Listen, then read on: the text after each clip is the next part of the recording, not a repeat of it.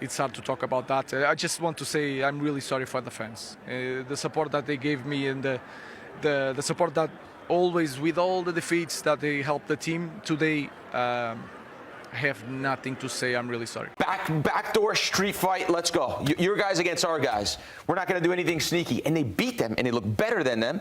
They look fitter than them. And they beat them in every department of the game. And then even to show the character at the end, because I want to talk a lot about the character of this Man United team and the manager in particular, and the character and the penalties to step up. Guys with way less technique. We're talking about Šeško. I know this bothered you, Poppy. $100 million player, $99 million to be exact. Doesn't want to shoot the penalty. Shoots the 10th penalty. And these guys step up. These players are maybe they're worth a couple $100,000 each. Maybe there's a few worth more.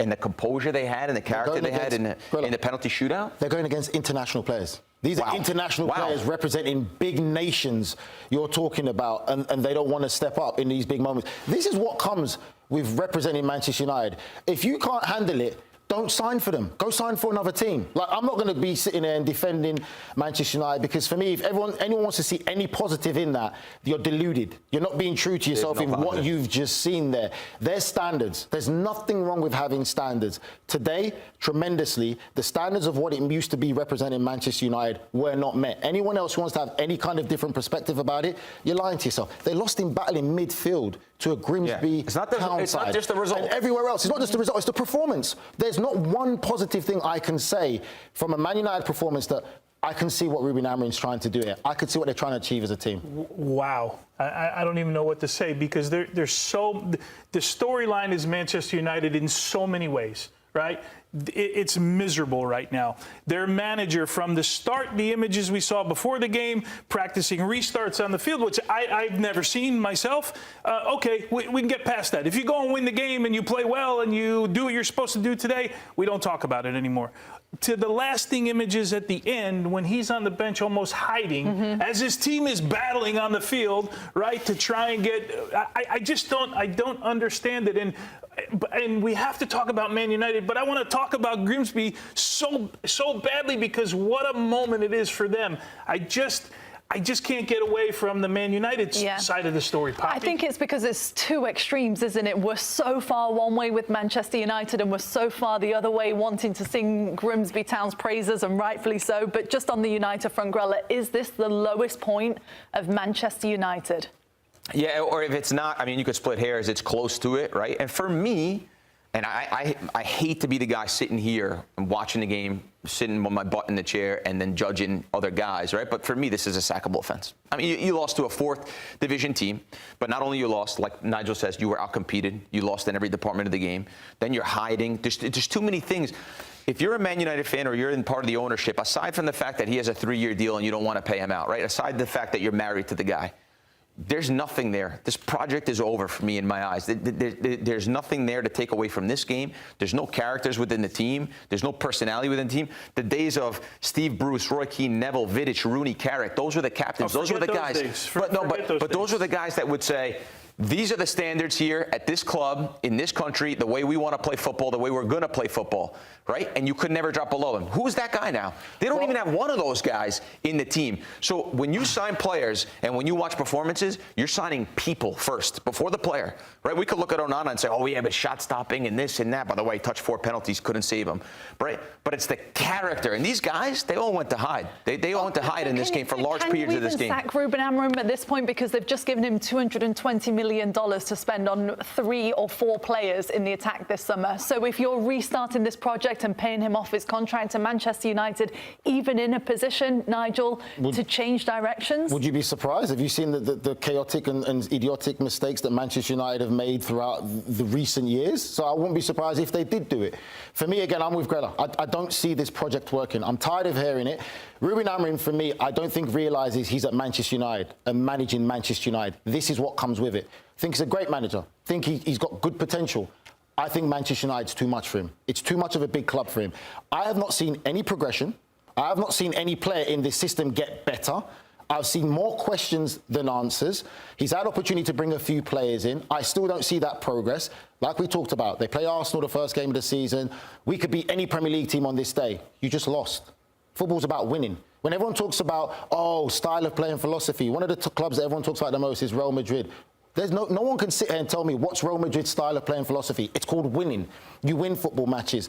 I just don't see this getting any better right now. You talk about team selection today, and the things that he says in the press, in the media, don't help him. I do not understand what he says half the time. You talk about Ungate and Mainu starting today. You compared Mainu and Bruno Fernandes, the same player, saying that Mainu has to fight and get his place in the team, and he's competing with Bruno Fernandes. Yeah, but isn't this a game on paper where you're a manager and you think, OK, I should be able to make 8 changes today? Yeah, for sure. There's one more person, though, that's more responsible than Rúben Amorim, that is more responsible for the results and for the performances. It's the guy who hired him. Right? Whoever hired him and said, we're going to give this guy a 3-year deal, we're going to buy into this project, we're going to be committed to him, clearly doesn't understand what Man United is either. They don't understand what for me, you always have to bring in a manager that knows how to deal with these type of players, with these type of situations. He was an unproven guy. He came in. He's clearly weighing over his head, and this performance tells me everything. For me, it's a sackable offense. I hate to be the guy that come here and say that, but for me, I haven't seen anything from start to finish. Was it 29 games, 28 points? 28 points. Yeah. But also, we're talking about all breaking records for all the wrong reasons. But let's also be careful as well. Before he came to Manchester United, let's not forget that he was flirting with other Premier League clubs. Before he went to Man United, he was once linked to West Ham, which didn't go down too well with Sporting because he was flirting with other clubs. So he was wanting to come to the Premier League. But I just think that this club is too big for him. And Grella makes a great point, and so does Tony, about when you talk about leaders and the past stuff, you're Manchester United manager, whether you like it or not, stand there with your chest high. Your team's in penalties, you're sitting on the bench like this. You're the manager. You're supposed to be front and centre there with your coaching staff, whether you like penalties or not, standing there to say, that's our leader. How are you the manager of the football club and you're sitting on the bench? I understand people might have, what's the word I'm looking for? Superstitious, that's the word. Thank you for saving me. I know people might be superstitious, but for me, that's not good enough. Yeah. This is the reality of where you're at right now. You're at Manchester United. This is what comes with it. And when you want to be a football player, Tone, Grella, would you ever turn down the chance to join a big club or a bigger club saying, I'm not ready for it? No, you wouldn't. You wouldn't. You have to take the job. Yeah, that doesn't mean you're right for the job. Yes. And in the end, I look at this team, and I know we got to go to break, but I look at, I don't have an English football team to root for, right? It's not. I love the league. I love everything about it. Man United. I love all of it. But I feel like I watch every week, and teams like Liverpool and City for 6 years, and Arsenal, they find ways to win. I watch this team every week just to see which way they're going to lose the game. Which way they're going to blow the game and give it away right now. It's shocking, isn't it, for Manchester United? Rúben Amorim, a 36% win rate he's had since being with the Red Devils. Yeah, it's not sunk in yet. I'm a Man United fan, so I'm half fuming a little bit. Are you? Yeah, I am, yeah. So, nights like this, what you play football for, so yeah, beautiful. We were talking, Charles. You said that you wanted to fast forward the penalty shootout. How did it feel there? Not that I didn't trust this man, but yeah, it's a nervy wait. And when it just kept going on, you just never know. And we scored one, and then you think, we've got a chance. And some of the standard of their penalties was unbelievable. So yeah, it's an amazing feeling, like one that will live on forever. 13-12 on penalties. How was it from the keeper's perspective? I should have done a little bit better, shouldn't I? No, we sat down yesterday, me and the goal coach Steve, and we had a good hour going through penalties just in case. So it just kept changing. It was a bit fuming, but got one save, kept us in it, and then the boys done the rest. They were brilliant. No, I don't think it will be. We've had a really, really difficult night, tough night. I just think in games of football like this, when you play lower league opposition, if you don't do the basics well, you're going to come unstuck. And in a game like tonight, you can talk to me about tactics and systems and formations. Just you had to do the basics well. But I can ask you about systems and formations, because even when the substitutions happened, even if they weren't like for like, so Mason Mount coming on or Xerxes coming on, they still kept the same formation and put round pegs in square holes. Didn't they? I mean, Mount was left wing back at one stage. Well, we was talking about it. So when he changed and put Mason Mount in that position, they still went with a back five, but they were building with a back five against Grimsby, who was sitting on the edge of the box. So your spare man was almost in build-up when you needed that spare man sort of further higher up the pitch to make an overload out wide or through the middle. Well, how many times was that spare man De Ligt, for example, in that build-up? You know, he'd be the one joining in, and with the greatest respect to him, you should have an attacking player getting into the box, where a lot of the times it was a defender, an extra man. That it just seems crazy that he's so wedded to this formation at all costs and at any circumstance in a match that he's almost forcing people into positions.